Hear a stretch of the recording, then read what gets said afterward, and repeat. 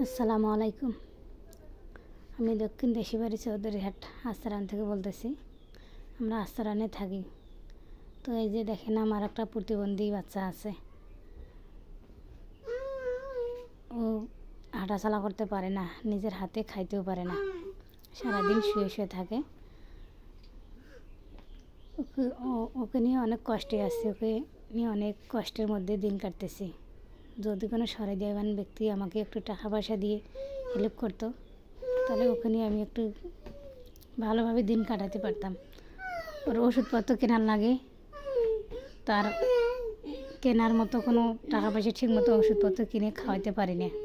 ওর খিঁচুনি রোগ আছে, তো যদি ওষুধ খাওয়াই তো খিঁচুনিটা একটু থেমে থাকে, আর যদি না খাওয়াই তো ও ঠিকমতো ঘুমাতে পারে না, খিচি করে, নানা রকম কাণ্ড করতে।